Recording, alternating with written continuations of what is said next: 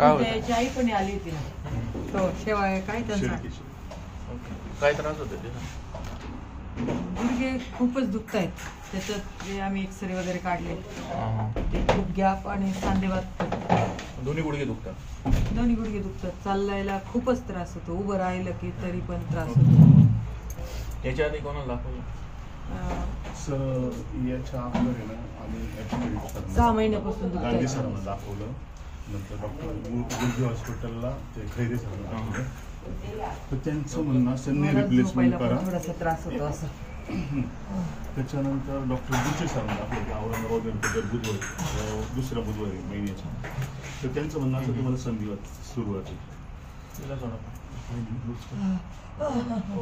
दुखतो. असं होत नाही फोल्ड, थोडासाच होतो फक्त. कमोडावर बसण्यापुरताच पडतो.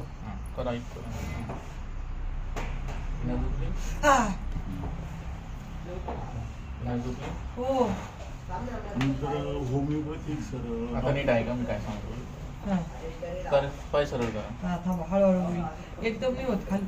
तुमचे गुडघे पूर्ण चांगले असते, योग्य तुम्हाला निदान झालं असतं, ट्रीटमेंट झाली. आता दोन्ही गुडघ्यांना पाठीमागच्या 20 वर्षापासून रक्तपुरवठा जो व्हायला पाहिजे त्या प्रमाणात तो होत नाही. लुब्रिकेशन जे व्हायला पाहिजे ते होत नाही 20 वर्ष, पाठीमागची 20 वर्ष. तर याला ब्लड सर्क्युलेशन करणाऱ्या ज्या नसा आहे त्याच बंद आहे. या नसा आहे पाठीमागच्या 20 वर्षापासून बंद आहे. आता या पाठीमागच्या 20 ते 25 वर्षापूर्वी कमरावरती जबरदस्त पडलेली, कमराला झटका बसला होता. त्यावेळेस सायटिका नावाची यांची जेव्हा 2 व्हेन्स आहे त्याच बंद आहे. एक शरीराचा नियम आहे, देवाने आपल्याला एक वरदान दिलंय, दिवसभरात जेवढी झीज होते तेवढी रात्री झोपल्यानंतर परत भरून येते. पण हा नियम यांना पाठीमागील 10, 15, 20 वर्षापासून लागू नाही. म्हणजे जेवढी आता दिवसभरात 1000 सेल्स गुडघ्याच्या डेड झाल्या तर रात्रीतून परत त्या सेल्स ऑटोमॅटिक रिजनरेट होतात. पण त्या रिजनरेट होण्यासाठी याला रक्तपुरवठा पाहिजे त्या प्रमाणात झाला तरच तो नियम लागू. म्हणून तुम्ही आजपर्यंत गुडघ्यावरची ट्रीटमेंट घेतली ती लागूच नाही झाली. डॉक्टर सांगितलं कॅल्शियम कमी झालं, ऑइल कमी झालं, कार्टिलेज घसलं गेलं. पण ते का घसलं गेलं, कॅल्शियम का कमी झालं हे तुम्हाला याचं कारण कोणी सांगितलं का? फक्त कॅल्शियम कमी झालं, कॅल्शियम सगळं सांगतात. फालतू झोपा. फालतू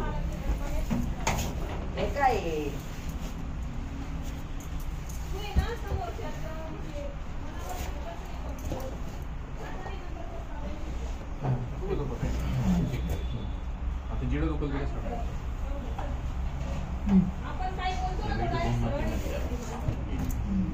आता या ठिकाणी गॅप पडून यायला झाले 20 वर्ष. हे तुम्ही मला अजून पण नसेल. या ठिकाणी गॅप पडलं, इकडे दाबले कापतील बघा.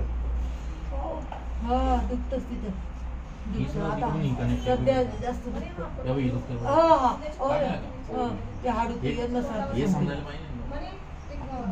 आता एल्पाएस मध्ये 2 ठिकाणी गॅप, तर दोन्ही ठिकाणी वरची खाली सरकली, खाली बसत. या ठिकाणी 2 ठिकाणी गॅप पडून भरपूर दिवस झाले, पण याच्यातलं ते कार्टिलेज हळूहळू बाहेर आलं घसले गेलं. इथून रक्तपुरवठा खुट्याला, मांडीला, गुडघ्याला, पोटरीला आणि टाचेला होत नाही, दोन्ही पण. म्हणून कमरापासून दोन्ही पाय यांची दुखतात, गड पडतात, रग लागते, कळ लागते. उठता येत नाही, बसता येत नाही, खुर्चीवर सुद्धा बसता येत नाही, बेडवर नाही बसता येत नाही. यालाच म्हणतात सायटिका प्रॉब्लेम. याचं जाऊन MRI करायचं. मी सांगितलेलं चुकीचं नाही केलं, तुमचे पैसे मी भरले, एवढी माझी काय. MRI पण करायची. याला 3 सेटिंगांना हळूहळू फरक पडेल, 10 दिवसात कव्हर होईल. जसं चालू होती, पण तुमच्या ज्या सेल्स तिला डेड झाल्या तर याची कॅपॅसिटी असेल तर परत रिजनरेट होईल. कारण की हा जो आजार असतो, हे जे मांसपेशी असते या 3rd स्टेजच्या आतच रिजनरेट होतं. 3rd स्टेज नंतर त्या रिजनरेट होणं शक्य होण्याचे चान्सेस कमी असतात. तर जेवढं आपल्या आजार तेवढं मी करणार. सगळ्यात महत्त्वाचं कमराचा गॅप क्लिअर होणं, इथून कार्टिलेज लेवलला जाणं, नसा चालू होणं महत्त्वाचं. जेव्हा ही क्लिअर होईल त्याच्यानंतर त्याला काहीतरी फरक पडेल. 10 दिवसात होऊ शकतो. 10 दिवसात ह्या नसा मी चालू करून देणार. पण रिजनरेट सेल्स रिजनरेट होणं हे बॉडीवर डिपेंड आहे. बॉडीने सेल्स रिजनरेट केल्या, जसं एखादं झाड आहे ते सुकून गेलं, त्याला किती पाणी टाकलं ना तो उपयोग नाही. त्याची काहीतरी अंश पाहिजे जीवन, तर काहीतरी होऊ शकतो. पण सर आता आपण सांगितलं 20 वर्षापासून चान्सेस असतात.